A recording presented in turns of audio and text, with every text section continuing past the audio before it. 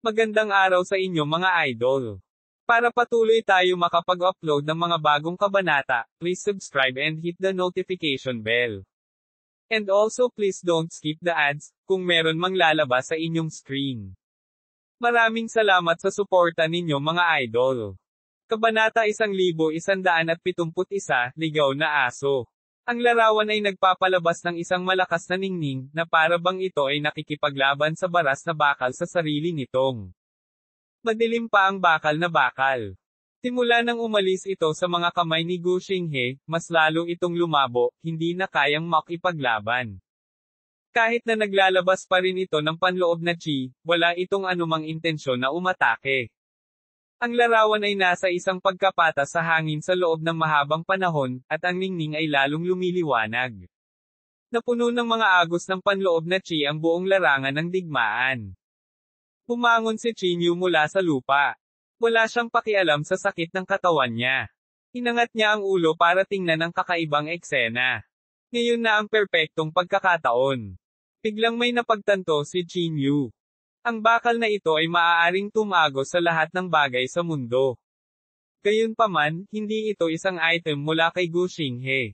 Sa halip, ito ay isang bagay na walang may-ari. Matapos itong maalis sa kanyang mga kamay, wala nang ganang lumaban. Sa madaling salita, kung sino ang nakakuha nito ay makakakuha nito. Hindi naglakas loob si Qin Yu na mag-isip ng husto. Natapakan niya ang walking spell at agad na nagpakita sa harap ng bakal. Habang gulat na gulat pa rin ang lahat, iniunat na ni Qin Yu ang kanyang ginintoang palad at hinawakan ang baras na bakal. Akin ang bagay na ito. Hinawakan ni Qin Yu ang bakal at sumigaw. Ang bakal na pamalo ay hindi naramdamang wala sa lugar sa kamay ni Qin Yu, at wala rin siyang balak na lumaban. Ito ay parang isang ordinaryong baras na bakal. Gayunpaman, tila iba ang larawan.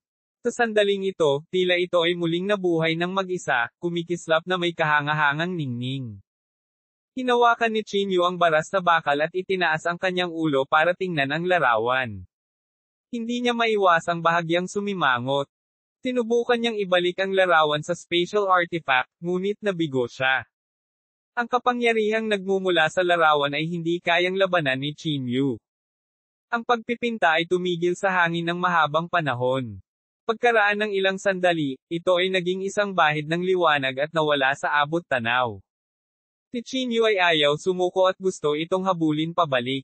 Sa kasamaang palad, kahit na ginagamit ni Qin Yu ang karakter na walking, hindi siya makahabol. Sa isang maikling sandali, nawala ito ng walang bakas.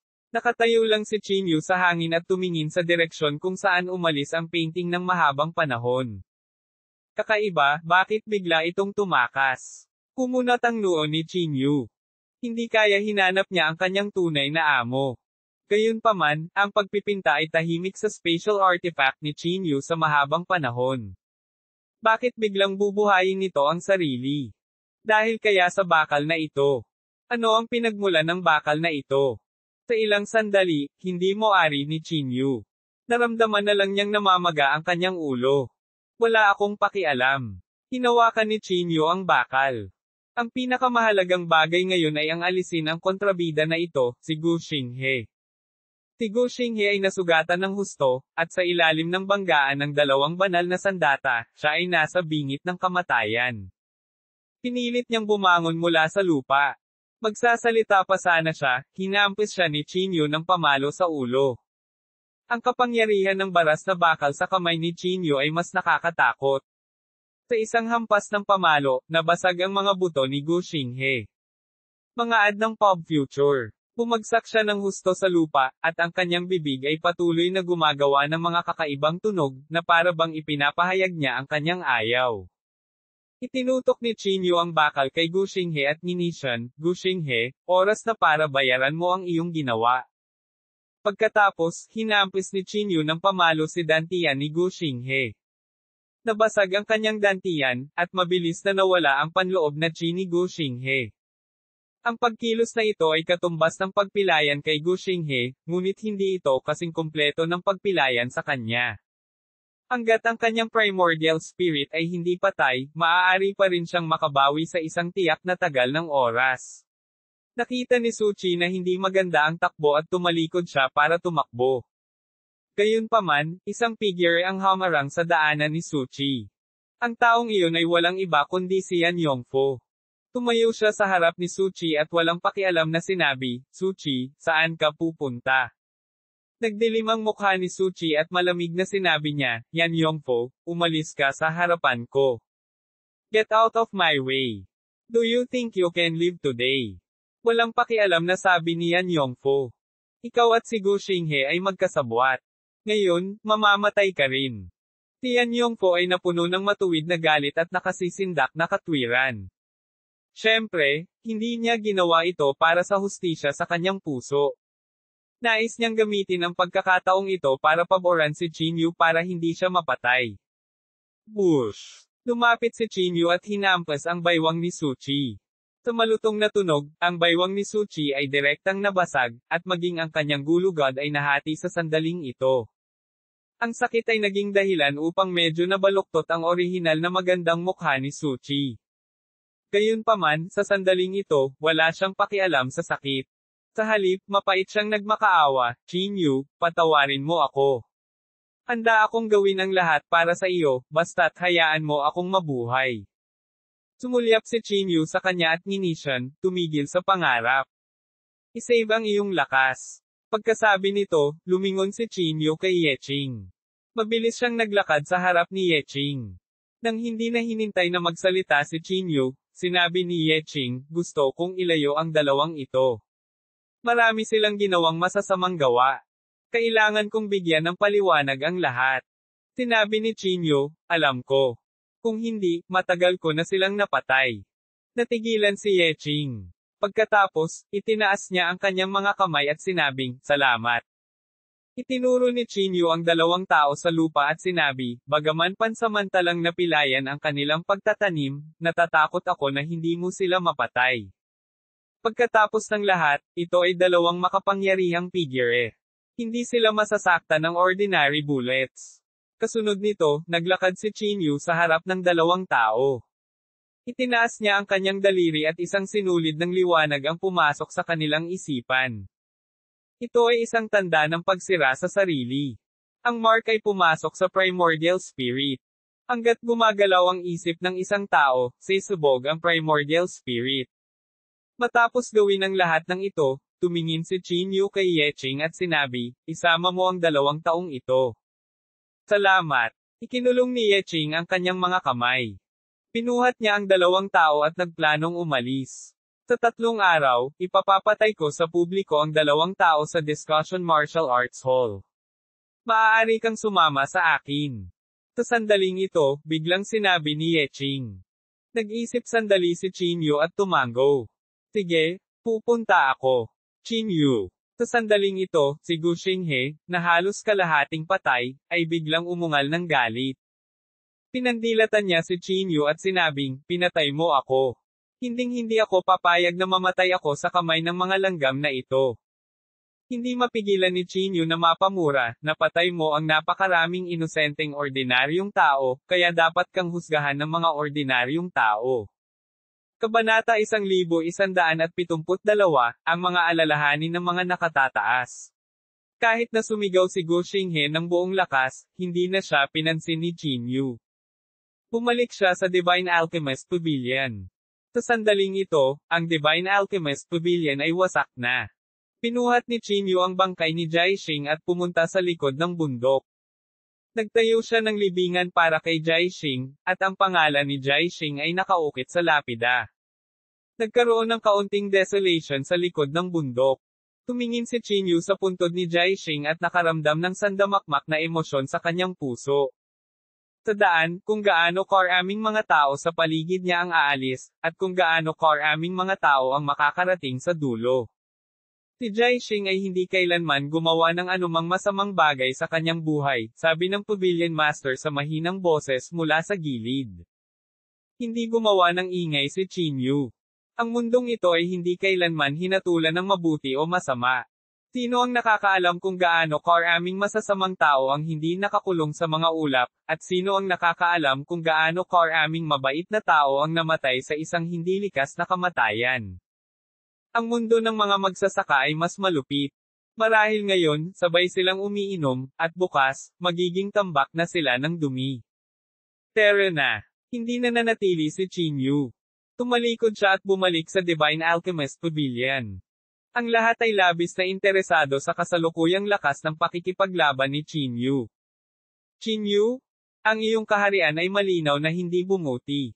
Bakit ang lakas mo? Si Yao Ming ang pinaka-nagulat.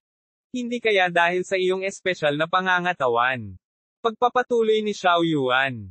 Umiling si Chinyu, wala sa kanila. Dugo ni Miss Yan. Naglakad palabas si Yan Yongfo na parang aso. Sa mga sandaling ito, paano pa kaya niya taglay ang kakisigan nang pumasok siya sa kaharian ng tao? Para lang siyang asong Dom-Ayla. Mula nang makita niya ang walang katulad na lakas ng pakikipaglaban ni Chinyu, matagal nang tumigil si Yan Yongfo sa pagnanais na alisin si Chinyu. Gusto pa niyang sundan si Chinyu sa banal na rehiyon. Ang ibang tao sa kwarto ay tumingin kay Yan Yongfo ng kakaiba. Ang buong silid ay napuno ng pakiramdam ng pagkabalisa. Yan Yongfo, alam mo ba ang pinagmulan ng bakal na iyon? Biglang naalala ni Chinyu ang bagay na ito. Umiling si Yan Yongfo at sinabing, hindi ko alam, ngunit sigurado ako na ito ay isang bagay mula sa Earth. Ang ganitong banal na sandata ay dapat na ibinigay sa aming 8. Malinaw, naiwan ito ni Gu Zizhen. Inilabas ni Chinyu ang bakal. Ang bakal na rod ay natatakpan pa rin ng kalawang at wala ng anumang panloob na chi na dumadaloy dito. Gayunpaman, ito ay napakahirap. Ayon sa Bigot, ang painting ay ang maskarang babae. Dahil ang bakal na pamalo ay maaaring buhayin ang pagpipinta at muling buhayin ang sarili nito, ang pinagmulan nito ay hindi dapat mas mahina kaysa sa pagpipinta. Gayunpaman, dahil kahit si Yan Yongfo ay hindi alam ang pinanggalingan ng item na ito, hindi alam ng maraming tao sa mundo. O tama, ayon sa oras na sinabi ni Chanjizi, gaano katagal bago magbukas ang banal na rehiyon. Biglang naisip ito ni Chinyu. Nang banggitin si Chanjizi, hindi masyadong maganda ang ekspresyon ni Yao Ming. What's wrong? Kumunat ang noo ni Chinyu at nagtanong. Napabuntong hininga si Yao Ming at sinabing, namatay din si Chanjizi. Pinatay siya ni Gu Xinghe. Ito ay labis na ikinagulat ni Chinyu. Ang banal na plano ni Chanjizi, paanong hindi siya makakataka sa kalamidad na ito? Ulalas ni Chinyu.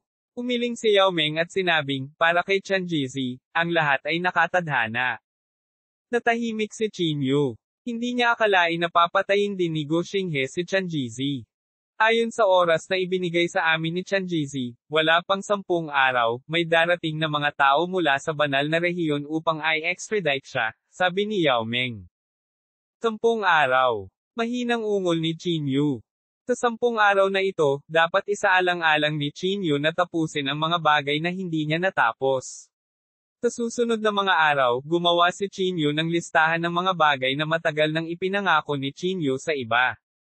Kasama sa listahang ito ang mga bagay ni na Fang Yu, Yu Qin, at Li Yu, na natutulog. Ang mga bagay na ito ay naantala ng napakatagal. Bago siya umalis, kailangan niyang harapin ang mga ito ng maayos. Pagkaraan ng 3 araw, si Gu Xinghe at ang iba pa ay opisyal na nasentensyahan. Ang pinakamababang punto ay itinakda sa paaralan ng martial arts. Sa araw na ito, maraming tao sa paaralan ng martial arts. Maraming tao ang labis na napupuot kay Gu Xinghe. May mga sundalong may mga baril at mga bala na nakatalaga sa pinangyarihan. Marami ring mandirigma ang naglilingkod sa distrito ng militar. Dumating si Chinyu sa pinangyarihan ng paaralan ng martial arts ayon sa kasunduan. Pagdating niya, mabilis na naglakad si Ye Qing. Chinyu, isang upuan ang inihanda para sa iyo doon. Itinuro ni Ye Qing ang mataas na platform sa hindi kalayuan. Sa mataas na plataporma, maraming lalaki ang nakasuot ng Chinese tunic suit, kasama na si Mr. Zhou. Malinaw, iyon ang posisyon ng pinuno. Maghahanap lang ako ng lugar. Kinaway ni Chinyu ang kanyang kamay at sinabing. Sinabi ni Ye Qing sa malalim na boses, hindi, ito ang kahilingan ni Ji. Zhou. Nag-isip sandali si Chinyu, pagkatapos ay tumango at sinabing, sige. Tinunod niya ang hiling ni Yeching at naglakad papunta sa upuan sa tabi ni Mr. Joe at umupo. Mr. Joe. Bati ni Chinyu sa kanya. Sinabi ni G. Joe na may magiliw na ekspresyon, Chinyu, ang bagay na ito ay salamat sa iyo.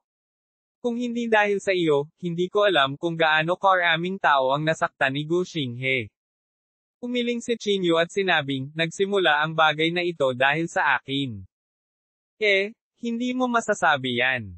Wala sa amin ang makakapagdesisyon kung ano ang gagawin ng iba, Mr. Nakangiting sabi ni Joe. Napangiti si Chinyu ngunit walang sinabi. Malinaw na may nakatagong kahulugan si Mr. Joe. Nabalitaan ko na ikaw ang numero 1 tao sa mundo ng martial arts. Ikaw ay hindi maaapektuhan sa lahat ng mga armas. Kahit na si Gu Xinghe ay makakagawa lamang ng ilang galaw mula sa iyo, Mr. Nagpatuloy si Joe. Paano na? Ano ang susunod mong plano? Ang palitan si Gu Xinghe. Ang maging bagong presidente.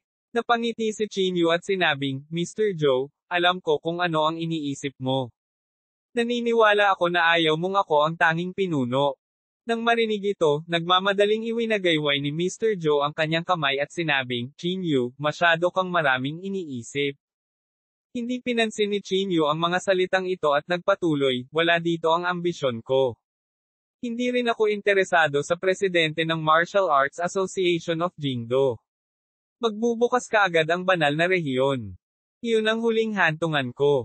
Tungkol sa presidente ng Martial Arts Association ng Jingdo, maaari mong suportahan ang isang bago sa iyong sarili. Isa, at least kaya mong kontrolin. Magsasalita na sana si Mr. Joe nang biglang may sumigaw mula sa ibaba. Pagtingin niya sa ibaba, nakita niya sina Gu Xinghe at Su Qi na nakatali na. Kabanata 1173, Xiaoyu. Bugbugin siya hanggang mamatay. Bugbugin siya hanggang mamatay. Ang mga dagindong mula sa ibaba ay sapat na upang makita ang galit ng karamihan. Puno ng galit ang mukha ni Gu Xinghe. Pagkaraan ng 3 araw, bahagyang bumuti ang kanyang mga pinsala, at medyo gumaling din ang kanyang panloob na chi. Isang grupo ng mga langgam, tumahimik ka para sa akin. Isang galit na dagindong ang yumanig sa langit at lupa. Sa isang iglap, walang nang ahas na magsalita, at tumahimik ang lahat. Chinyu, hindi kita pakakawalan kahit na maging multo ako. Itinaas ni Gu Xinghe ang kanyang ulo at umungol, desperadong isinisigaw ang pangalan ni Chinyu. Tinulyapan siya ni Chinyu, hindi siya pinapansin. Sa oras na ito, si Gu Xinghe ay isa ng tupa na naghihintay na katayin, hindi dapat banggitin. Mr. Joe? Makatitiyak ka na hindi ako ang susunod na Gu Xinghe, nakangiting sabi ni Chinyu. Hindi nakaimik si Mr. Joe. Siyempre, medyo nag-aalala siya, pero wala lang siyang masabi. Kasunod ng putok ng baril sa entablado, gumalaw din ang isip ni Chinyu. Ang primordial spirit ni Gu Xinghe ay sumabog sa sandaling ito. Nanlalabo ang kanyang mga mata at tuluyan na siyang bumagsak sa lupa. Wala nang pagkakataong mabuhay. Chinyu, naghanda na kami ng tanghalian. Sabay na tayong kumain. Mr. Tinapik ni Joe ang balikat ni Chinyu. Napangiti si Chinyu at sinabing, Mr. Joe, may mga bagay pa akong aasikasuhin, kaya hindi ako pupunta. Salamat sa iyong kabaitan. Pagkasabi nito, tumalikod si Chinyu at umalis. Inilabas niya ang listahan. Ang unang linya ng listahan ay si Fang Yu. Matagal nang nakahiga doon si Fang Yu. Ang lahat ng ito ay dahil kay Hiteng. At dahil napakaraming bagay na dapat asikasuhin ni Chinyu, si Fang Yu ay nakoma. Ayon sa Bigot, kailangan ni Fang Yu ng mga demonic beast spirit pills, naisip ni Chinyu. Maaaring magising ng 2 spirit pill si Fang Yu. Kumuha si Chinyu ng isang spirit pill mula sa kanyang kamay. Ang spirit pill na ito ay kinuha mula sa katawan ni Yunlong. Kailangan kong maghanap ng isa pa, naisip ni Chinyu. May utang siya kay Fang Yu, at palagi siyang nagkasala. Ang magagawa niya ngayon ay maghanap ng mas magandang spirit pill. Kaya naman, natagpuan ni Chinyu si Yan Yongfo at nagplanong dalhin siya sa isla para magpatawag ng Demon Beast. Kasabay nito, sa isang hindi nakikitang lugar sa Earth, isang hindi pangkaraniwang liwanag ang kumikislap. Napakaliwanag ng liwanag, parang bola ng pulang ilaw. Sa ilalim ng pulang ilaw ay isang sinaunang array platform. Unti-unting nawala ang liwanag, at bumaba ang isang lalaki at isang babae mula sa array platform. Ito ang lupa. Ang maalamat na sinaunang bituin. Inilibot ng babae ang kanyang paligid, puno ng pagtataka ang kanyang mga mata. TSK? Parang so-so lang. Gumuso ang lalaki. Sinabi ng babae sa malalim na boses, sinabi ng elder na ang sinaunang bituin na ito ay isang lupain ng mga natatanging tao. Maraming nangungunang mahusay na magsasaka na lumalampas sa mga kapigatian ay nagmula sa sinaunang bituin na ito. Ito ay ang ginintoang panahon ngayon. Sa tuwing bumaba ang ginintoang edad, palaging may ilang mga figure na nakatayo sa tuktok ng banal na rehiyon sa sinaunang planetang ito. Gumuso ang lalaki at gumuso, I think it's just a rumor. Itong tinatawag na ancient planet spiritual chi is exhausted. How can have any top-notch people? It's not even worth mentioning. Sige, huwag mo nang sabihin. Gawin mo ang utos ng matanda. Tuldok. Sa kabilang panig, dinala ni Chin Yu si Yan Yongfo sa dating Cloud Dragon Island. Habang nasa daan, nakasimangot si Yan Yongfo at sinabing, malapit nang bumukas ang banal na rehiyon. Dapat mong samantalahin ang oras na ito para masipsip ang lahat ng natitirang dugo. Sumulyap si Chin Yu sa kanya at umiling. Walang nagmamadali. Bago ako umalis, kailangan kong tapusin ang kailangan kong gawin.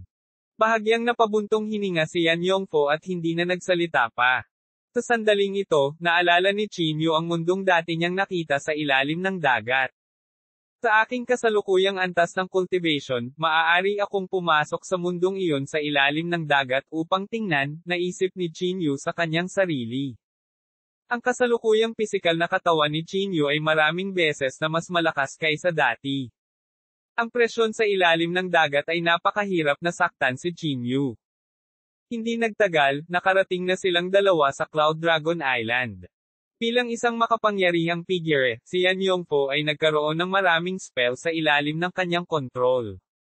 Naturally, ang pagpapatawag ng mga demonyong hayop ay hindi isang problema.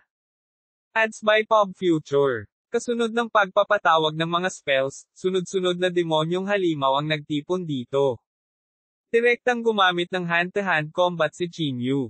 Sa ilang suntok, ilang martial saint demonic beast ang bumagsak sa lupa at hindi na makabangon. Kumuha siya ng isang espiritual na tableta mula sa kanila. Kasama ang spiritual pill mula sa Cloud Dragon, sapat na iyon para gisingin si Fang Yu. Hindi napigilan ni Chin Yu na makaramdam ng sandamakmak na emosyon habang hawak niya ang dalawang spiritual pill. Noon, ang lakas ni Fang Yu ay hindi mas mahina kaysa kay Chin Yu. Kung nilinang niya ang lahat ng paraan, nakapasok na siya sa Martial Saint Realm. Sayang. Bahagyang bumantong hininga si Chin Yu, at bahagyang nadagdagan ang guilt sa kanyang puso.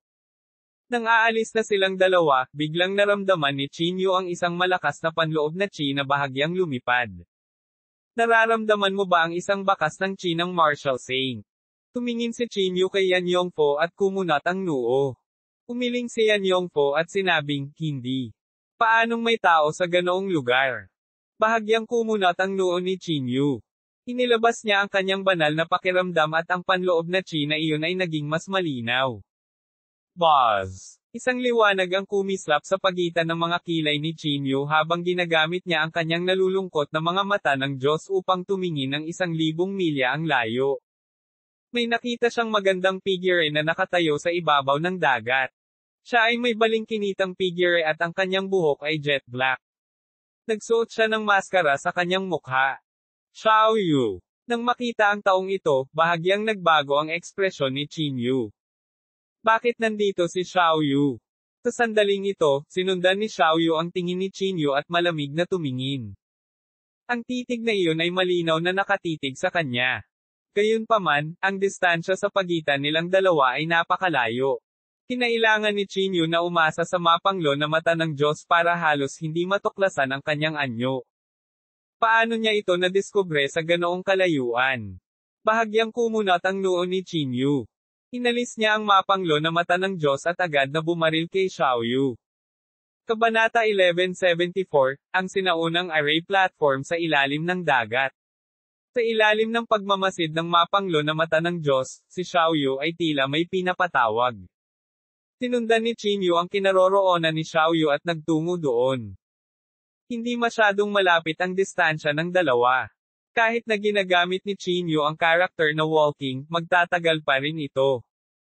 Sa sandaling ito, kumikislap ng itim na liwanag ang mga kamay ni Xiaoyu.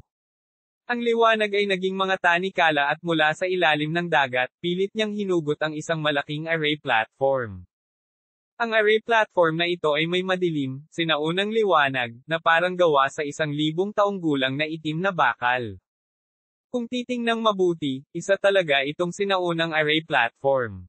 Sa sandaling ito, huminto si Xiaoyu sa kanyang ginagawa. Tumingin ang kanyang mga mata sa direksyon ni Qin Yu, at bahagyang kumunat ang noo niya. Xiaoyu. Si Qin Yu ay parang daloy ng liwanag, at mabilis siyang nakarating sa harap ni Xiaoyu. Sa sandaling makita niya si Qin Yu, hindi nagsalita si Xiaoyu at tumalikod na para umalis. Siya ay napakabilis, at ang simoy ng dagat ay hinaipan ang kanyang puting damit, na nagmistulang isang magandang tanawin.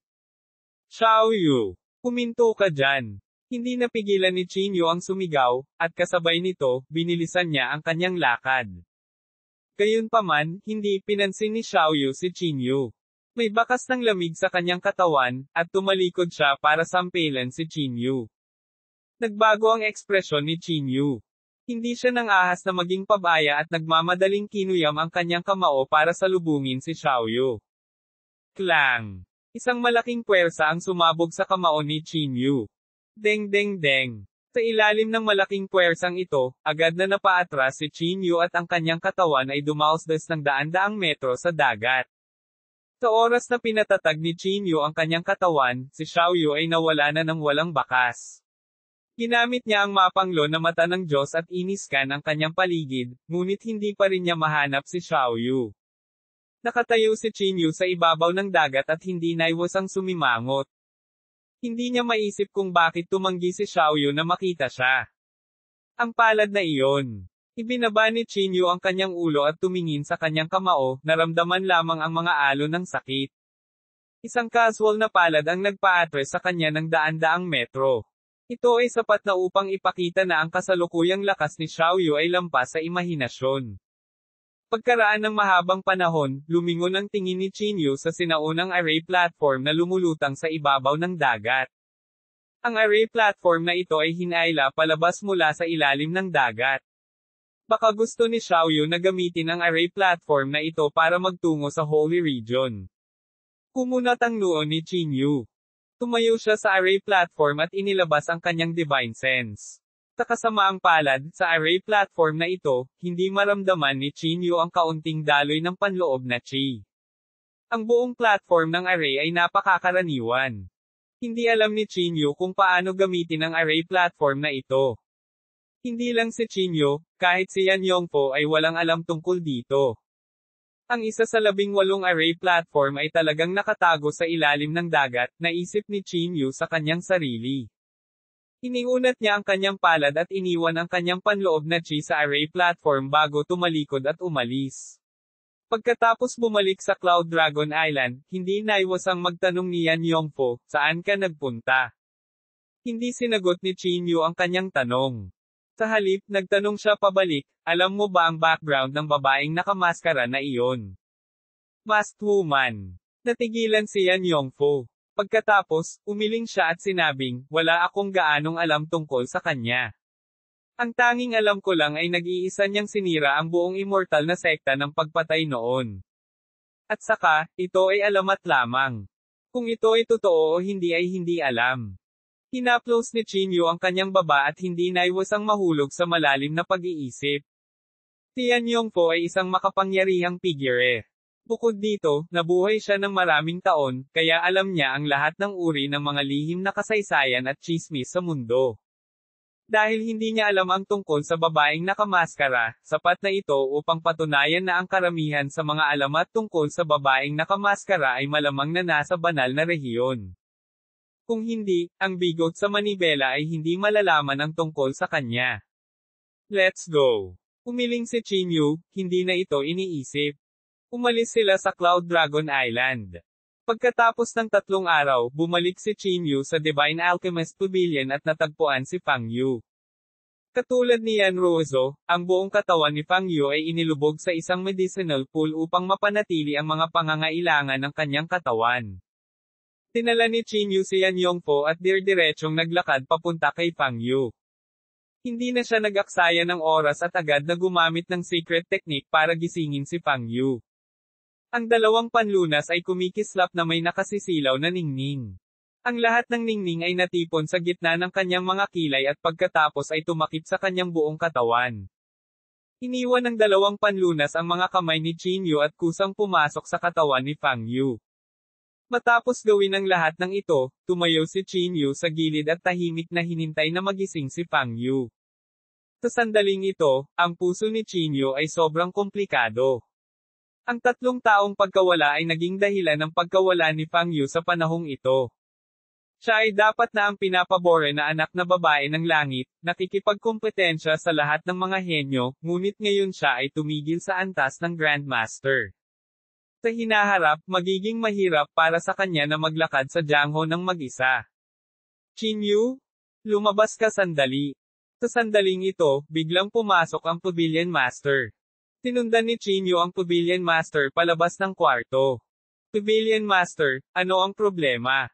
Tanong ng Pavilion Master. Mataimtim na sinabi ng Pavilion Master, nakatanggap lang ako ng balita na may isang taong mula sa banal na rehiyon na bumaba sa sinaunang array platform. Agad namang nabigla si Qin Yu nang marinig niya ito. So fast. Mas maaga ito ng ilang araw kaysa sa hula ni Tian Jizi, sabi ni Qin Yu na nakakunot ang noo. Tumango ang Pavilion Master at sinabing, tama. Dahil sa kahilingan ni Gu Xinghe, natagpuan na ng mga reclusive powerhouse na iyon ang karamihan sa mga sinaunang array platform. Ngayon lang, may balita na may anomalya sa isang sinaunang array platform. May lumabas mula sa array platform. Saglit na natahimik si Qin Yu, pagkatapos ay sinabi sa malalim na boses, kung ganoon, hindi magtatagal bago sila pumasok sa Holy Region. Tama. Tumango ang Pavilion Master. Sa ngayon, ang dalawang magsasaka na iyon mula sa banal na rehiyon ay tila may hinahanap. Marami sa mga lugar na kanilang napuntahan ay dating mapagkukunan ng Martial Arts Association ng Jingdo. Nang marinig ito, hindi napigilan ni Qin Yu na matawa. Ano? Ang mga tao mula sa banal na rehiyon ay hinahangad pa rin ang aming mga mapagkukunan. Sino ang nakakaalam? Baka may matuklasan silang kakaiba, sabi ng Pavilion Master. Qin Yu? Nagising na ang babaeng ito. Habang nagsasalita siya, biglang nagmula sa kwarto ang boses ni Yan Yongfo. Nang marinig ito, nagmamadaling pumasok si Qin Yu sa silid. Kabanata 1175, ang pagdating ng banal na rehiyon. Sa silid, dahan-daang iminulat ni Fang Yu ang kanyang mga mata. Matapos humiga doon ng halos 3 taon, ang mga mata ni Fang Yu ay napuno na ngayon ng kalituhan. Sinubukan niyang tumayo, ngunit nakita niyang hindi niya kaya. Kung hindi dahil sa nakababad na likidong panggamot sa kanya, ang kasalukuyang Fang Yu ay naging kalansay. Ano? Anong nangyayari? Nasaan ito? Mukhang hindi naiintindihan ni Fang Yu ang sitwasyon. Lumingge-lingge siya sa paligid, lalong nalilito ang mga mata niya. Ito ang Divine Alchemist Pavilion, naglakad si Qin Yu at bumulong. Divine Alchemist Pavilion. Iyan ba ang lugar kung saan nagtitipon ang lahat ng sikat na parmasyutiko sa mundo? Agad na puno ng pagkabigla ang mga mata ni Fang Yu. Para sa kanya, ang Divine Alchemist Pavilion ay nasa maalamat na yugto pa rin. Ito ang Pavilion Master ng Divine Alchemist Pavilion. Tumingin si Qin Yu sa Pavilion Master sa gilid. Nang marinig ito, agad na namutla si Fang Yu sa takot. Tumayo siya at gustong yumoko. Gayunpaman, matagal na siyang walang malay, kaya hindi na siya makatayo. Ito si Yan Yongfo, isa sa 8 nakatataas ng Martial Arts Association sa Jingdo, sabi ni Qin Yu. Agad na tumindi ang pagkagulat sa mukha ni Fang Yu. Siya ay isang matalinong tao, kaya mabilis niyang napagtanto ang isang bagay. Ay, matagal na ba akong nakahiga? Nakakunot na tanong ni Fang Yu. Tumango si Chinyu at sinabing, oo, malapit na sa 3 taon. Itong 3 taon, masyadong malaki ang mga pagbabago. Ads by Pop Future. Ikaw. Pinalaki ni Fang Yu si Chinyu mula ulo hanggang paa, na parang gusto niyang makita ang kasalukuyang kaharian ni Chinyu. Gayunpaman, nasa Grandmaster Realm lang siya. Paano niya makikita ang gitnang yugto ng Martial Saint Realm? Ano ba talaga ang nangyari sa 3 taon na ito? Bahagyang kumunot ang noo ni Fang Yu, na parang hindi siya mapalagay. Sinabi ni Chinyu, walang nagmamadali. Sasabihin ko sa iyo ng dahan-dahan. Sa pamamagitan nito, tinulungan ni Chinyu si Fang Yu na tumayo at dahan-daang dinala siya sa looban upang mabawi ang kakayahang igalaw ang kanyang mga paa. Sa panahong ito, dahan-daang ikinwento ni Chinyu kay Fang Yu ang mga nangyari sa nakalipas na ilang taon.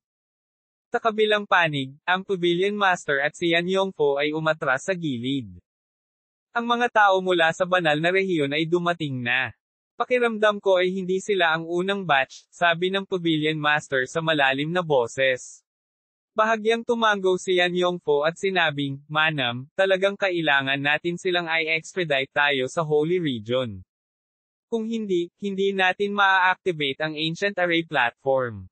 Tumingin si Pavilion Master kay Yan Yongfo at medyo hindi mapakali, hindi ko alam kung ang mga tao mula sa banal na rehiyon ay mabuti o masama, at kung handa silang dalhin tayo sa banal na rehiyon. Sa aking karanasan, kahit na handa silang mag-extradite, ay extradite lang nila ang kasalukuyang mga paborito ng Heaven. At least, may mapipili, sabi ni Yan Yongfo sa malalim na boses. Sa puntong ito, tumingin siya kay Chinyu, na nasa baba na kasama si Fang Yu upang mabawi ang kanyang pisikal na lakas. Ngunit sa personalidad ni Chinyu, sa palagay mo ba siya ay nasa awa ng mga tao ng banal na rehiyon? Tumingin si Yan Yongfo sa Pavilion Master at nagtanong. Nanatiling tahimik ang Pavilion Master, ngunit halata na ang sagot. Sana ay walang anumang salungatan. Bahagyang napabuntong hininga ang Pavilion Master. Maliban sa kanila, natural na nakatanggap din ng balita ang iba. Tila hinihintay ng lahat ang extradition ng taong ito mula sa Holy Region. Tuldok. Ads by Pop Future. Sa ibaba, ang mga paa ni Fang Yu ay karaniwang bumalik sa normal. Pagkatapos ng lahat, siya ay isang martial artist. Bukod dito, siya ay napakatalino, at ang kanyang kakayahan sa pagbawi ay mas malakas kaysa sa mga ordinaryong tao. Sa madaling salita, lahat ay nakapasok na sa Martial Saint Realm. Ang magagandang mata ni Fang Yu ay puno ng pagtataka. Tumango si Chinyu at sinabi, masasabing kahit papaano ang sikat na henyo noon ay nasa Martial Saint Realm. Natalo sa iyo ang sikat na Yan Jingyao. Nanlaki ang mga mata ni Fang Yu, na parang hindi makapaniwala. Mapait na ngumiti si Chinyu at sinabing, oo, naging lumpo na siya. Ito ay masyadong hindi kapanipaniwala para kay Fang Yu. Bagamat nakita niyang pambihira si Chinyu noon, hindi niya akalain na 3 taon lang ang gugugol ni Chinyu para ibagsak ang dating sikat na Jingdo Martial Arts Association. Hindi niya akalain na ang mga kasalukuyang henyo ni Jingdo ay magiging mga kaibigan ni Chinyu. Masyadong maraming pagbabago sa 3 taon na ito, napabuntong hininga si Chinyu. Speaking of which, kasalanan ko. Pwede sana kitang gisingin ng mas maaga, pero napakaraming bagay. Ito ang katotohanan. Si Chinyu ay isang ordinaryong tao lamang na umakyat mula sa ibaba. Sa ganitong uri ng tao, halos palaging naroon ang pagtutol. Sa nakalipas na 3 taon, si Chinyu ay tumatakbo o nasa kalsada upang makatakas. I'm sorry. Tumingin si Chinyu kay Fang Yu, puno ng paghingi ng tawad ang kanyang mga mata. Ngumiti si Fang Yu at umiling. Hindi ka masisisi. Kung sino man ang dapat sisihin, dapat ay siya Teng. Siya Teng. Sa pagbanggit sa taong ito, isang bakas ng kasamaan ang sumili sa mga mata ni Chinyu. Ads by Pop Future. Kung muli ko siyang makilala, tiyak na hindi ko siya bibitawan, sabi ni Chinyu sa kanyang sarili sa mahinang boses. Sa puntong ito, tumingin si Chinyu kay Fang Yu at sinabing, mag-iisip ako ng paraan upang madagdagan ang iyong lakas sa lalong madaling panahon. Mabubuksan ka agad ang banal na rehiyon. Kapag pumunta ka sa banal na rehiyon, hahanap ako ng pinakamahusay na mga halamang gamot para sa iyo. Nagtaas ng kilay si Fang Yu. She said half jokingly and half seryoso, kung talagang nahihiya ka, pwede mong panagutan ako. Tuyong umubo si Qin Yu at medyo nahihiya na sinabi, mahilig ka pa ring magbiro. Sa tingin mo ba nagbibiro ako? Tumingin ng diretso si Fang Yu kay Qin Yu na may kaunting playfulness sa kanyang mga mata. Namula ang mukha ni Qin Yu. Hindi niya alam kung paano sasagutin si Fang Yu. Sige, banibiro lang kita. 3 taon na, bakit nahihiya ka pa rin? Pumagalpak ng tawa si Fang Yu. Nakahinga ng maluwag si Qin Yu at tumawa ng mahina. Sa 3 taon na ito, hindi kailanman nakipag-ugnayan si Qin Yu sa sinumang babae. Newbie pa lang siya sa aspetong ito. Matapos gumugol ng halos 1 araw, sinabi ni Qin Yu kay Fang Yu ang pangkalahatang kwento. Sa sandaling ito, sa Qingdi Park, may hawak na isang lalaki at isang babae na parang compass, na parang may hinahanap. Ito. Isa itong sinaunang sage na libingan, gulat na sabi ng lalaki. Mukhang tama ang matanda. Ang sinaunang bituin na ito ay talagang hindi simple, sabi ng babaeng katabi niya. Napakunot-noo ang sulok ng bibig ng lalaki. Gumuso siya at sinabi, ang sinaunang libingang pantas na ito ay umiral ng hindi bababa sa 10,000 taon, ngunit hindi pa ito nahukay. Ito ay sapat na upang ipakita na ang sinaunang bituin na ito ay ganap na hangina. Hindi umimik ang babae, ngunit sumang-ayon siya sa sinabi ng lalaki. Kinuha ng lalaki ang mga flag ng formation mula sa kanyang mga kamay at inilagay ito sa iba't ibang lokasyon. Kapag ipinatawag ko ang libingan na ito, lahat ng kayamanan sa loob ay sa atin na. Nagningning ang mga mata ng lalaki sa pananabik. Hold on. Subalit, sa sandaling ito, pinigilan ng babae ang lalaki. Sinabi niya sa malalim na boses, ang sinaunang sage na libingan ay puno ng mga panganib. Kapag ito ay nahukay, ito ay sisubog ng may banal na kapangyarihan at magdudulot ng malaking kapahamakan. Kung ano man ang mangyari, ito ay magiging mahirap. Sinulyapan ng lalaki ang babae at sinabing, kung gayon, ano ang ibig mong sabihin? Walang pakialam na sinabi ng babae, maghanap ka ng ilang katutubo at hayaan silang maging pain. Kung ligtas, papasok tayo sa libingan. Kung hindi ligtas, mayroon tayong mga hakbang. Good idea. Hindi napigilan ng lalaki na matawa. Ayon sa mga balita, ang pinakamalaking sekta sa lugar na ito ay tila tinatawag na Heaven Gate. Hayaan mo silang lumabas, sabi ng babae. Kabanata 1176. Iyon lang ang naroon. Nagpalitan ng tingin ang dalawa at agad na tumalikod para umalis. Pintuang daan ng langit. Ang 2 taong ito mula sa banal na rehiyon ay biglang bumaba. So ito ang Heaven Gate. Tumingin ang babae sa napakalaking sekta at hindi maiwasang bahagyang magulat. Naglakas loob kang tawagin itong Heaven Gate. How arrogant. Bahagyang ngumuso ang lalaki. Sige, huwag na tayong mag-aksaya pa ng oras. Kapag may dumating sa ibang sekta, ang sinaunang sage na libingan ay maaaring mahulog sa kamay ng iba, sabi ng babae. Hindi na nagsalita ang dalawa at humakbang papasok sa Heaven Gate. Ang biglaang pagdating ng 2 estranghero ay natural na nakakuha ng maraming atensyon. Si Zinyu ay nagmamadaling lumabas ng bulwagan. Sa pagtingin sa 2 tao sa kanyang harapan, magalang siyang nagtanong, pwede ko bang malaman kung sino ka? Kami ay mula sa Saint Realm, walang pakialam na sabi ng lalaki. Saint Realm. Nang marinig ito, namutla si Zinyu sa takot. Nagmamadali niyang itinaas ang kanyang mga kamay at sinabing, pagbati, mga nakatatanda. Nang makita ang saloobin ni Zinyu, ang 2 tao ay tila nasiyahan. Mangyaring umupo, kinumpas ni Zinyu ang kanyang mga kamay at sinabi. Ads by Pop Future. Matapos tanggapin ang 2 tao sa pangunahing bulwagan, hiniling niya ang 1 tao na maghain sa kanila ng tsaa. Mangyaring maghintay sandali. Hahanapin ko ngayon ang aming sect master, magalang na sabi ni Zinyu. Pagkatapos, mabilis na lumabas si Zinyu sa main hall. Kinuha niya ang kanyang cellphone at dinial ang numero ni Qin Yu. Sa sandaling ito, si Qin Yu ay nasa Divine Alchemist Pavilion, na nagsasabi kay Fang Yu tungkol sa nakaraan. Kinuha niya ang listahan at sinabi sa mahinang boses, dapat kong tulungan si Liu na patayin ang kanyang master bukas. Sa sandaling ito, tumunog ang cellphone ni Qingyu. Sa sandaling konektado ang tawag, ang boses ni Xingyu ay nagmula sa kabilang dulo. Mr. Qin, narito na ang mga tao mula sa kaharian ng mga santo. Puno ng pagkabalisa at pinanibik ang boses ni Xingyu. Nang marinig ito, biglang tumayo si Qingyu at nagulat na sinabi, ang mga tao mula sa Saint Realm. Nasaan sila? Nasa Heaven Gate natin sila, sabi ni Xingyu. Sige, sabihin mo saglit na maghintay. Babalik ako kaagad. Pagkatapos sabihin ito, nagmamadaling tumayo si Qingyu at naghanda para bumalik sa Heaven Gate. Bakit? Iiwan mo ba ako? Pang-aasar ni Fang Yu. Medyo napahiya si Qingyu at sinabing, kung gayon ay sumama ka sa akin. Kasama si Fang Yu, mabilis na tumakbo si Qingyu patungo sa Heaven Gate. Sa loob ng Heaven Gate, isang lalaki at isang babae ang lihim na naglalabas ng kanilang divine sense upang takpan ang buong Heaven Gate.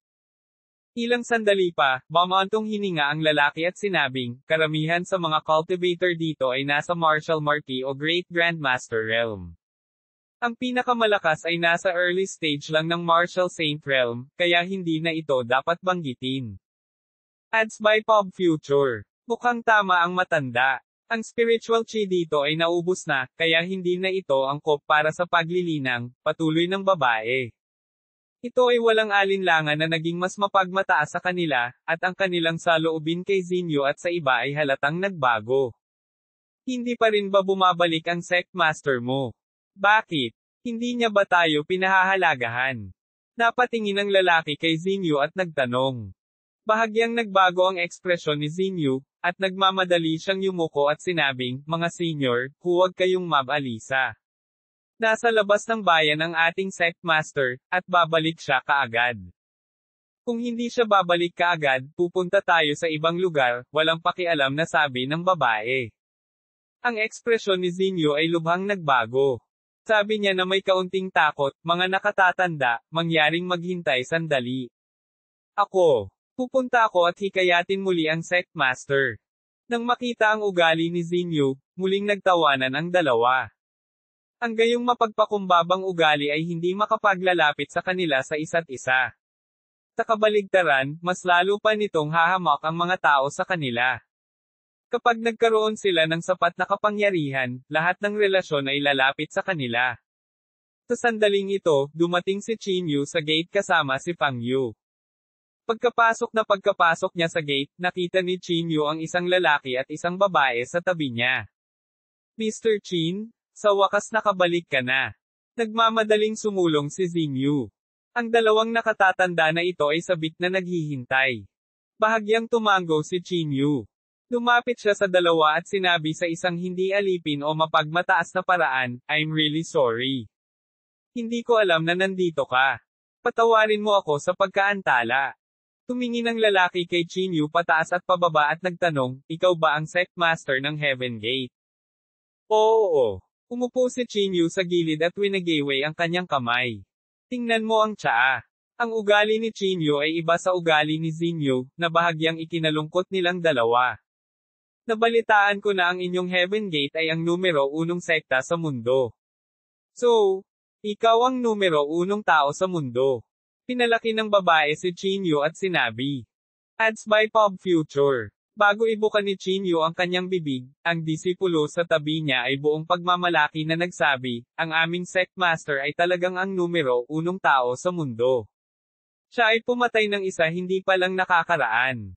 Bago niya matapos ang kanyang mga salita, ikinaway ni Qingyu ang kanyang kamay at mapagpakumbaba na sinabi, ito ay isang walang laman na titulo. Sa tingin ko isa ka ring walang laman na titulo. Ang numero 1 tao sa mundo ay nasa intermediate stage lang ng Martial Saint stage. May bakas ng pangungutya ang mukha ng lalaki. Sumulyap si Qingyu sa kanya at napagtanto na ang lakas ng taong ito ay nasa advanced stage lang ng Martial Saint stage, kapareho ni Jai Xing. Gayunpaman, hindi gaanong sinabi ni Qingyu.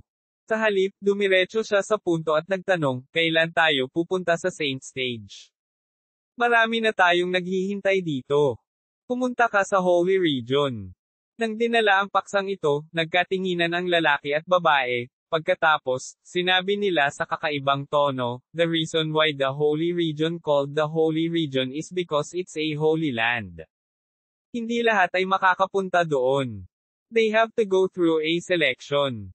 Tama. Hindi tumatanggap ng basura ang ating Holy Region. Bahagyang kumunat ang noo ni Chinyu, nakaramdam ng kaunting kalungkutan.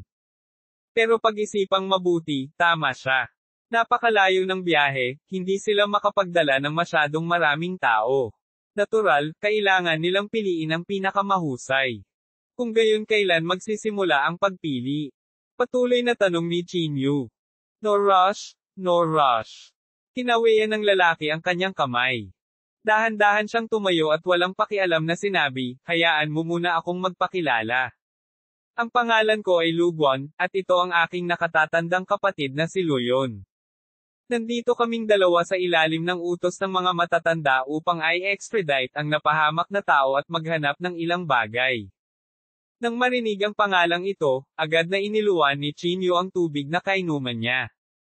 Bahagyang kumunot ang noo ni Luguan at medyo hindi nasisiyahang sinabi, "Ano ang nangyayari sa iyo?" Yung umubo si Chinyu at sinabing, "Wala lang.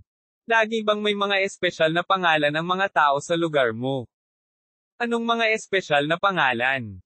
Sabi ni Luguan na may madilim na mukha. Kinawian ni Chinyu ang kanyang kamay at sinabing, "Bumaba na tayo sa negosyo." Malamig na ngumuso si Luguan at nagpatuloy, "Sa pagkakataong ito, tayong dalawa na ang magdedesisyon kung sino ang makakapunta at kung sino ang hindi." Bagamat malabo ang kanyang mga salita, napakalinaw ng kahulugan. Ang sino mang makapagpapasaya sa kanila ay siyang unang pupunta sa banal na rehiyon. Gaya ng inaasahan, ang mundo ay kasing itim ng mga uwak. Tama, bago iyon, kailangan nating makahanap ng isang bagay. Kulang tayo sa lakas ng tao sa ngayon. Hayaan ang inyong langit na gate na magpadala ng mga tao. Bumalik si Luguan sa pangunahing paksa. Kabanata 1177, ang pamilyang yan ang banal na rehiyon. Nagulat na sabi ni Chinyu, "May hinahanap." "Ano ang hinahanap?" "Huwag kang hamarang kung hindi mo dapat itanong," ngumuso si Luguan. Nag-isip sandali si Chinyu at sinabing, "Okay, ilang tao ang kailangan mo?" "Hindi bababa sa 10 tao," sabi ni Luguan. "Kung gayon, ano ang mga kinakailangan para sa paglilinang?" Nag-isip sandali si Chinyu at nagtanong. Nang marinig ito, hindi mapigilan ni Luguan na mapangiti sa kanyang puso. "I need 10 mighty figures. Can you find them?" Sabi ni Luguan na may kakaibang tono. Tama. Anong uri ng cultivation realm ang maaaring magkaroon ng isang lugar na tulad ng sa iyo? Hanggat sila ay nabubuhay, ito ay sapat na, sabi ni Luyon. Ang pangungutya sa kanilang tono ay hindi na itago, at ang silid ay hindi maiwasang makaramdam ng kaunting awkward. Ngumiti si Chinyu at sinabi, "Tingnan mo ang sinasabi mo. Nasa advanced stage ka pa lang ng martial saint stage, at malayo ka pa sa almighty stage." Baka sa mukha ni Luguan ang displeasure habang malamig niyang sinabi, "Ang advanced stage ng martial saint stage ay maituturing na peak stage sa inyong grupo, tama ba?" Bakit? Mula sa kahulugan ng iyong mga salita, tila mababa pa rin ang tingin mo sa aming entablado. Hindi yan totoo, ngunit hindi ito dapat pag-isipan ng mabuti. Humigop si Chinyu ng kanyang tsaa at walang pakialam na sinabi. Ang dalawang matanda ay magkaaway. Nang makitang medyo naging kakaiba ang kapaligiran, nagmamadaling sinubukan ni Fang Yu na ayusin ang mga bagay-bagay. Tiyak na nagbibiro kayong dalawa. Siguradong wala kaming ganoong intensyon. I wonder when you will need it. Noon lang napansin ni Luguan si Fang Yu sa gilid. Nang malapit na siyang sumiklab, nanlaki ang mga mata niya. Ang ganda, sobrang ganda. Ang Fang Yu na ito sa kanyang harapan ay napakaganda na nakakapukaw ng kaluluwa. Kahit sa Holy Region, siguradong maituturing siyang top-notch. At ang mahinang nakikitang alindog sa kanyang katawan ay dumiretso sa kanyang isipan, kaya hindi niya magawang ilabas ang kanyang sarili. Kung ikukumpara kay Fang Yu, si Luyon sa tabi niya ay agad na naging berdeng dahon. Mr. Luguan, may tinatanong ang kaibigan ko, paalala ni Chinyu sa kanya. Bumalik sa katinoan si Lu Guan. Umubo siya at sinabing, bukas. Kailangan nating magpahinga ng mabuti ngayon. Pagkatapos sabihin iyon, tumingin si Lu Guan kay Fang Yu at nakangiting sinabi, Miss, ilang taon ka na ngayong taon? Si Fang Yu ay nakakita ng maraming tao, kaya natural na nakikita niya ang mga intensyon ni Lu Guan. Napangiti siya ng mahina at sinabing, Senior Lu Guan, hindi mo ba alam na bawal itanong ang edad ng isang babae? Ang kanyang mga salita ay lalong nagpabighani kay Lu Guan, na napuno na ng pagnanasa. Ibinuka niya ang kanyang bibig at may sasabihin sana nang umubo si Lu Yun at sinabing, sige, gabi na. Pilasan mo at ayusin mo. Mga ad ng Pop Future. Inalis ni Lu Guan ang kanyang pagnanasa at tumango. Miss, sana makapunta ka rin bukas. Ipapakita ko sa iyo ang kakayahan nating ilipat ang mga bundok at dagat. Ikinaway ni Qin Yu ang kanyang kamay at inutusan ng isang lalaki at isang babae na mag-ayos ng isang silid. Pagkaalis nila, hindi napigilan ni Qin Yu na matawa, so galing ito sa Holy Region. Parang 2-1 match. Sumasang-ayon ako. Tiao Qing ay dumating mula sa kung saan. Bagaman ang Lu Guan na ito ay hindi masyadong disente, kailangan pa rin natin silang pumunta sa banal na rehiyon. Mas mabuting huwag mo silang saktan, sabi ni Xin Yu sa mahinang boses. Tumango si Qin Yu at sinabing, got it. Dapat kayong magpahinga ng maaga. Kinabukasan. Tumakbo si Lu Guan sa pintuan ni Fang Yu ng madaling araw at tumayo doon. Pumitas pa siya ng isang ligaw na bulaklak sa tabing kalsada, kaya mas nagmukha siyang tanga. Hindi nagtagal, itinulak ni Fang Yu ang pinto. Napansin na niya si Lu Guan sa pintuan, ngunit nagkunwari pa rin siyang nagulat. Pagkatapos, nahihiyang sinabi niya, Senior Lu Guan, ano ang ginagawa mo? Tinakot mo ako. Ang kanyang matatamis na salita ay nagparamdam kay Lu Guan na malapit na siyang mamatay. Tinilaan niya ang labi at nagpanggap na gentleman. Pagkatapos, inabot niya ang bulaklak kay Fang Yu. Sinabi niya sa paraang scholar, sa daan dito, nakakita ako ng isang maliit na bulaklak. Hindi ko alam kung bakit, ngunit nang makita ko ang bulaklak na ito, hindi ko maipaliwanag na naisip ko si Miss Fang. Siguro ito na ang tadhana. Mangyaring tanggapin ang bulaklak. Tiningnan ni Fang Yu ang carnation sa kamay ni Lu Guan at hindi alam kung tatawa o iiyak. Mga ad ng Pop Future. Pagkatapos kunin ang bulaklak, inilagay ni Lu Guan ang kanyang mga kamay sa likod at walang pakialam na sinabi, siguro kung gusto ni Miss Fang na pumunta sa Holy Region. Oo, syempre gusto ko. Gusto kong pumunta sa banal na rehiyon kahit sa panaginip ko, nakangiting sabi ni Fang Yu.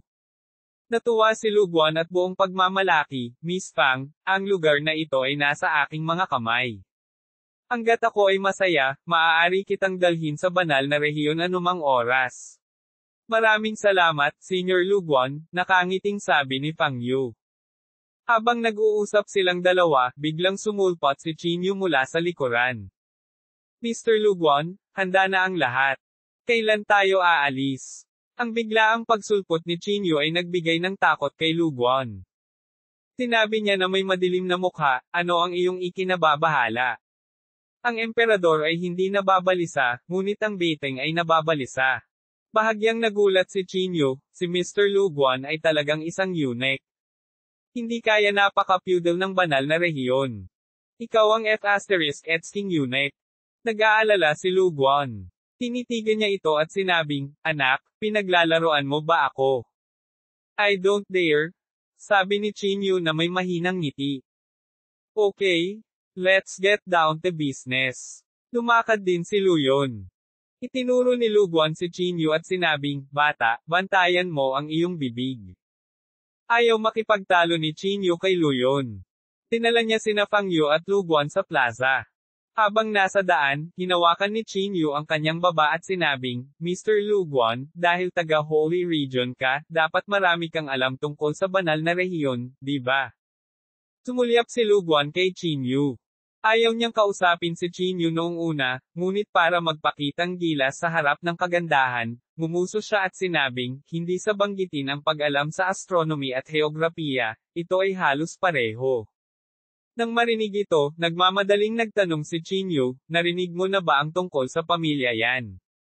Ang pamilyang yan ang Holy Region. Siyempre meron ako, pagmamalaki ni Luguan. Sa pagkakataong ito, bigla siyang natauhan at sumimangot. Kilala mo rin ang pamilya yan ng Holy Region. Kabanata 1178, ang libingan ng santo. Tumango si Chinyu at sinabing, oo, narinig ko na ang tungkol dito, ngunit wala akong masyadong alam tungkol dito. Nang marinig ito, napagtanto ni Luguan na dumating na ang kanyang pagkakataong magpakitang gilas. Inilagay niya ang kanyang mga kamay sa likod at buong pagmamalaking sinabi, kung gayon ay tinanong mo ang tamang tao.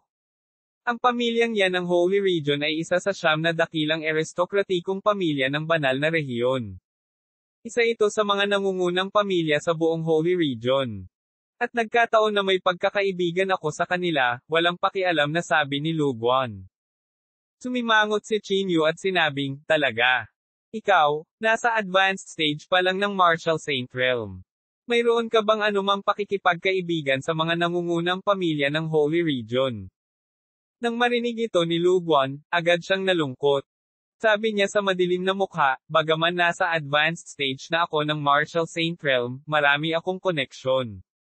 Ano ang maaari mong gawin tungkol dito? Pinalaki ni Chinyu si Luguan na may mukha na puno ng hinala. Halatang hindi siya naniniwala. Nababalisa si Luguan. Tinitigan niya si Chinyu at sinabing, hindi ka naniniwala sa akin. Sige, may sasabihin ako sa iyo na hindi mo pa naririnig. Ang pamilya yan ay nakatagpo kamakailan ng isang gumagala na prinsesa ng pamilya yan. Sinasabi na siya ay isang inapo ng pamilyang yan na may kumpletong kadugo. Ngayon, siya ay may napakataas na posisyon sa pamilyang yan. Siya ay itinuturing pa bilang isang kandidato para sa posisyon ng ulo ng pamilya. Tumigil si Luguan at ngumiti ng mahina. To be honest, maganda ang relasyon ko sa kanya. Sigurado si Chinyu na nagsisinungaling ang tanggang ito. Ang taong sinasabi mo ay tinatawag na yan Rozo, tama ba? Tanong ni Chinyu. Ads by Pop Future. Natigilan si Luguan at nagtatakang nagtanong, paano mo nalaman? Walang pakialam na sinabi ni Chinyu, asawa ko yan. Ha. Hindi napigilan ni Luguan ang tumawa. Asawa mo siya. Tignan mo. Karapat-dapat ka ba sa kanya? Napakayabang mo, ngini siya ni Luguan. Napangiti si Chinyu. Mukhang hindi mo kilala ang asawa ko. Dahil kaibigan mo siya, hindi mo ba alam kung saan siya nagpunta sa Sanctum? Wala akong pakialam kung saan siya nagpunta. Hindi kanya magugustuhan, maintindihan mo. Gumuso si Luguan. Hindi nag-abalang magpaliwanag si Chinyu kay Luguan. Kung tutuusin, wala naman itong kinalaman sa kanya. Hindi nagtagal, dumating si Chinyu at ang iba pa sa plaza. Sa oras na ito, mayroong ilang maingat na piniling mga elite ng gate ng langit na nakatayo sa plaza. Bukod sa kanila, tinawag din ni Chinyu si Changmang. Lahat sila ay mga elite ng Heaven Gate. Ngayong nagtatrabaho sila para sa iyo, kailangan mo silang dalhin sa banal na rehiyon mamaya, babala ni Chinyu. Hindi pinansin ni Luguan si Chinyu. Lumapit siya sa kanila at mahinahong sinabi, karangalan ninyong paglingkuran ako. Magsagawa kayo ng maayos. Kung gagawin ninyo ng mabuti, bibigyan ko kayo ng pagkakataon. Nang marinig ito, tuwang-tuwa ang lahat. Tumingin sila kay Chinyu nang may pasasalamat. Okay? Let's go? Sabi ni Luguan. Ads by Pop Future. Inakay ni Chinyu ang lahat sa kanilang destinasyon. Habang nasa daan, nagtanong si Changmang, galing ba siya sa Holy Region? Hindi siya gaanong kamukha. Pakiramdam ko ay mapapatay ko siya sa isang suntok. Ikinalat ni Chinyu ang kanyang mga kamay at sinabing, sino ang nakakaalam? Marahil siya ay isang maliit na prito mula sa banal na rehiyon. Pamulong si Changmang, pagtingin sa kanyang mapagpanggap na hitsura, puno ako ng galit. Tinapik ni Chinyu ang balikat ni Changmang at sinabing, Kuya, tiisin mo. Dumiretso ang grupo sa Green Earth Park. Pagkatapos ng ilang oras, pumasok sila sa Green Earth Park. Narito ang bagay na gusto mo. Hindi maiwasan ni Chinyu na magulat nang makita niya ang Green Earth Park. Sumulyap si Luguan kay Chinyu at sinabing, ano pa ba? Kayong mga katutubo ay may mahinang paningin. Natural, hindi ninyo maintindihan ang mga misteryo ng lugar na ito. Walang sinabi si Chinyu.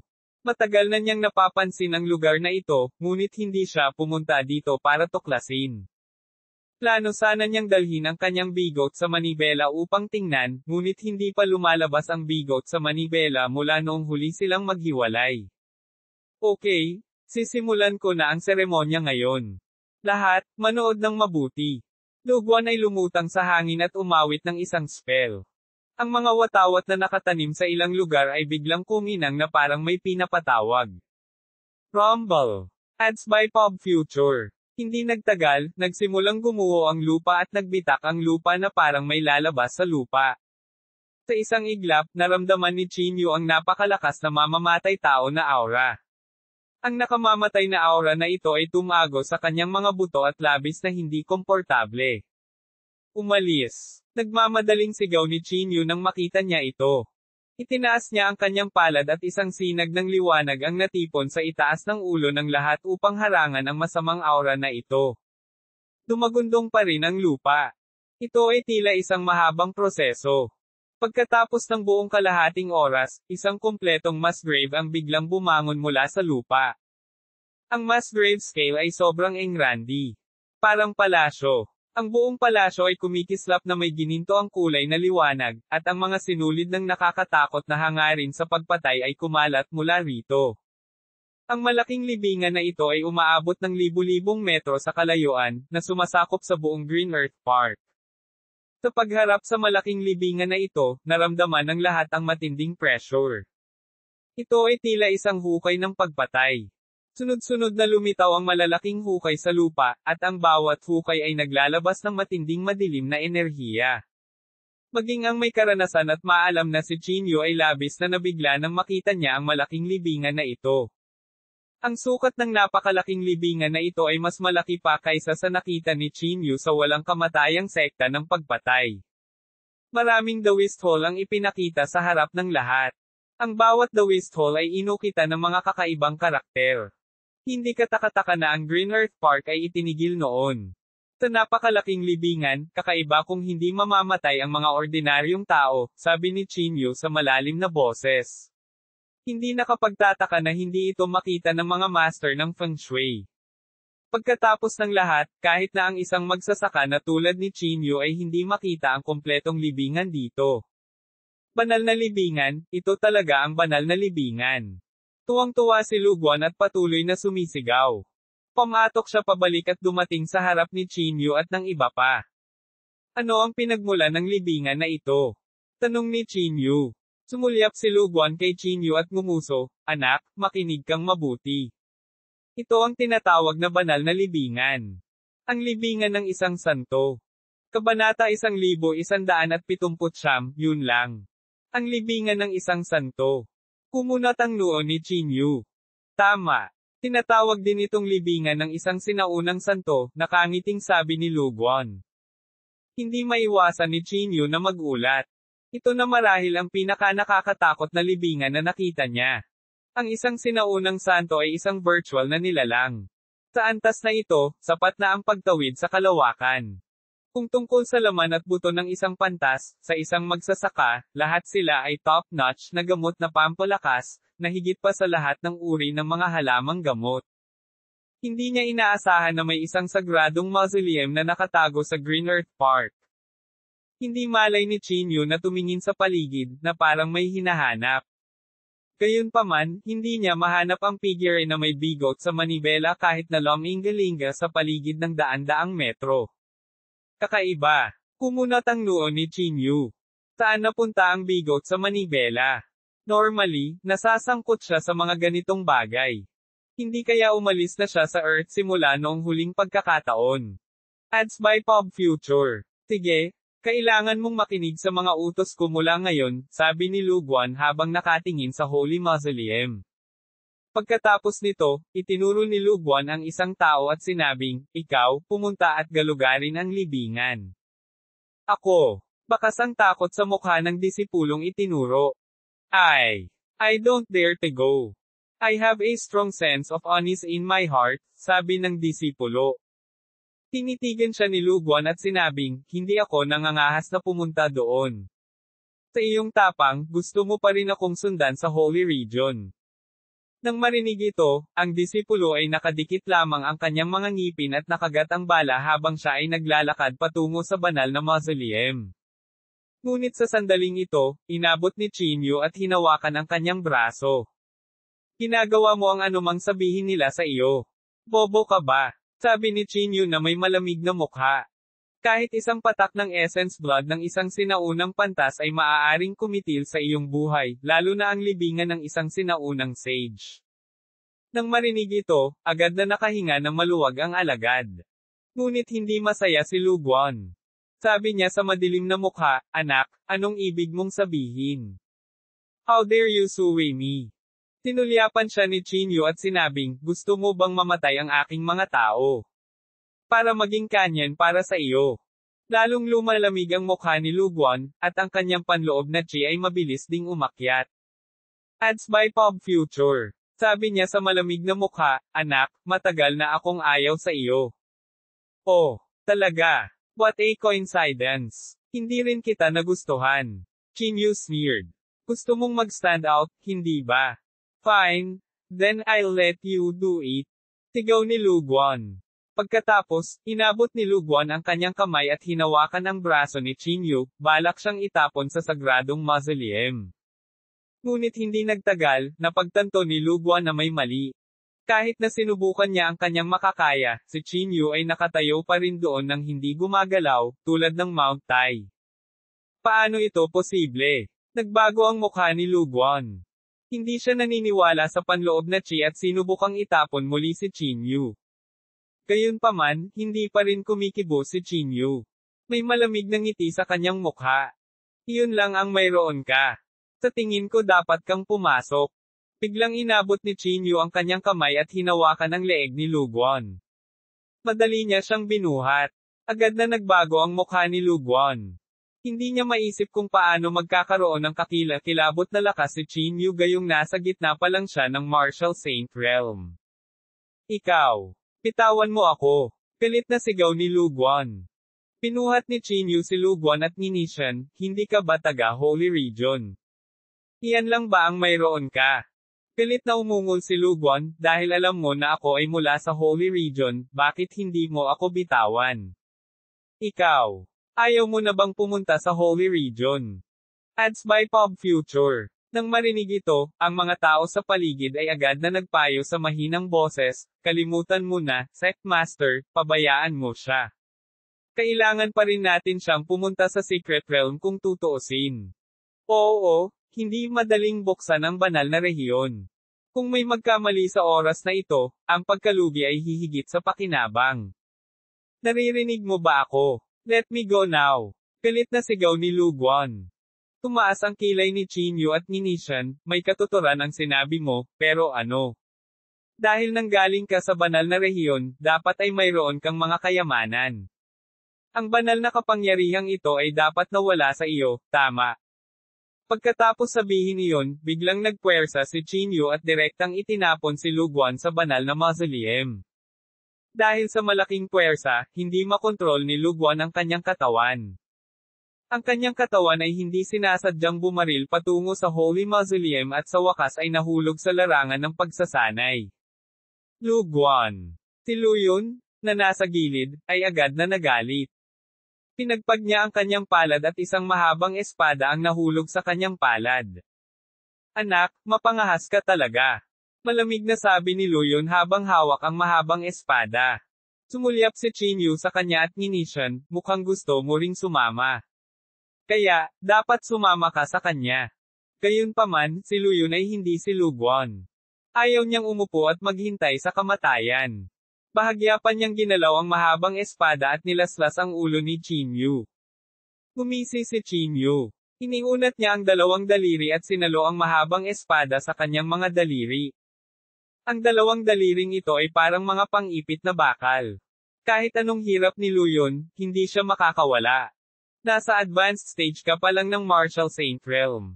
Hindi ko talaga alam kung saan nanggagaling ang kayabangan mo, malamig na sabi ni Chinyu. Let me tell you. Huwag mong isipin na dahil lang sa gusto nating pumunta sa Saint Realm, we have to grovel and beg you. This is Earth. Kahit patayin ko kayong lahat, wala kayong magagawa. Pagkatapos sabihin iyon, ang dalawang daliri ni Chinyu ay kumikislap na may gintong liwanag. Ang nagniningning na gininto ang liwanag na ito ay walang katumbas na init, at isang nakakatakot na kapangyarihan ang sumabog mula sa dalawang daliring ito. Kotse. Sa malinaw na tunog, nabasag ang longsword. Kabanata 1180, Banal na Kapangyarihan.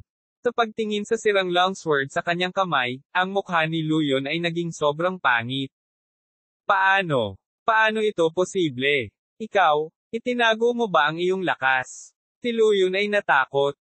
Malamig na ngumuso si Chinyu at hindi pinansin si Luyon. Sa halip, tumingin siya kay Luguan na nakatayo sa training ground. Sa sandaling ito, umakyat si Luguan mula sa lugar ng pagsasanay. Ang kanyang katawan ay naglalabas ng mga sinag ng liwanag. Ang mga sinag ng liwanag ay sumalubong sa kanyang katawan na parang patong ng baluti. Ito ay malinaw na ilang protection na artifact ng Dharma. Gayunpaman, kahit na may protective Dharma artifact, mukhang nahihirapan pa rin si Luguan. Kahit nakatayo siya ay hindi maiwasan ang kanyang katawan na yumuko pababa. Anak, papatayin kita. Galit na sigaw ni Luguan. Kung may kakayahan ka, lumapit ka.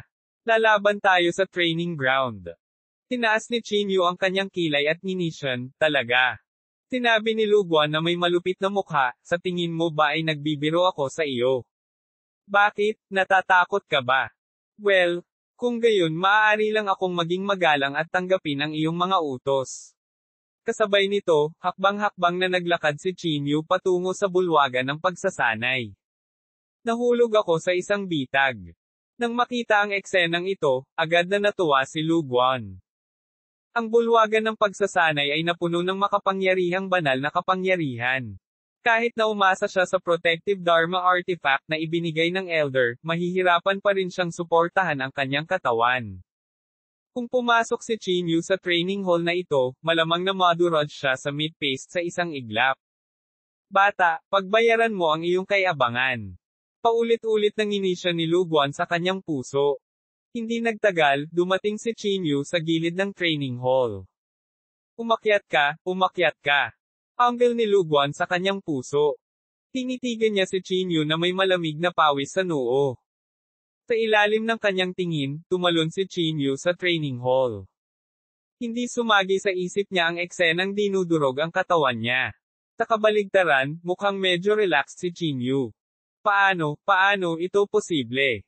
Ang ekspresyon ni Luguan ay nagbago ng husto. Kahit na ang banal na kapangyarihan sa bulwagan ng pagsasanay ay mas mababa kaysa sa isang tunay na sinaunang santo, hindi pa rin ito maaaring labanan ng isang martial saint. Manam, natatakot ako na ang mga ordinaryong tao ay hindi makayanan ang pressure dito. Inilahad ni Chinyu ang kanyang palad at sinabi sa sarili. Ang mga ugat sa noo ni Luguan ay kumunat ng husto, at isang bakas ng takot ang sumilay sa kanyang puso.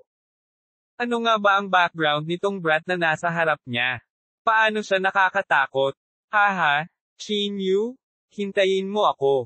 Sa sandaling ito, sumigaw din ng malakas si Changmang at mabilis na naglakad patungo sa training hall.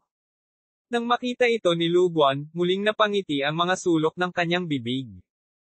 Ads by Pop Future. Magandang patayin ang malakas na lalaking ito.